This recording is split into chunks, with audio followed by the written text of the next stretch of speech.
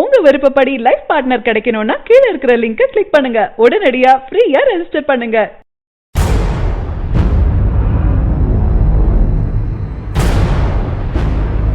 சமீப காலமாகவே தளபதியின் மாஸ் கூடிக்கொண்டே போகுது.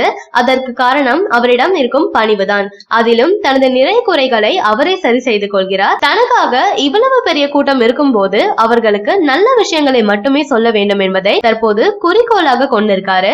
அவருடைய ரசிகர்களும் அவரின் மீது அதிகப்படியான அன்பை வச்சிருக்காங்க. ஒரு சிறிய புகைப்படம் வந்தாலும் அதனை எப்படி கொண்டாடுவார்கள் என்பது சமூக வலைதளங்களில் இருப்பவர்களுக்கு நன்றாக தெரியும். அதே போல தற்போது ஒரு கொண்டாட்டமான தகவல் வந்திருக்கு. பொதுவாக நடிகர்களை பற்றி தகவல் பத்திரிகை, புத்தகம் போன்றவற்றில் வருவது வழக்கமான ஒன்றாக மாறியிருக்கு. அதிலும் பாட புத்தகத்திலும் வருவது உண்டு.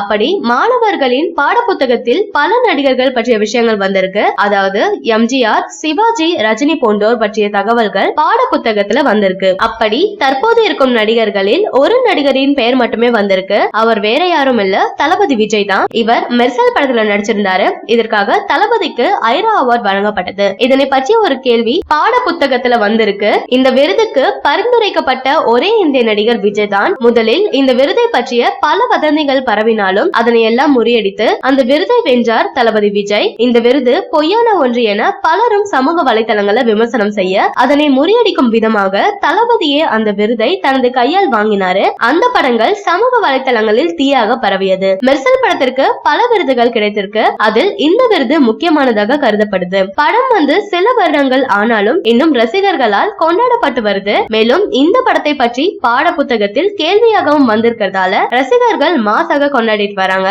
இதே போல 3ஆம் வகுப்பு பாட புத்தகத்தில் சிபிஎஸ்இ பாடத்தில் தமிழர்களின் பாரம்பரிய உடையான வேஷ்டி சட்டை குறித்து பாடம் ஒன்று இடம் பெற்றிருக்கு.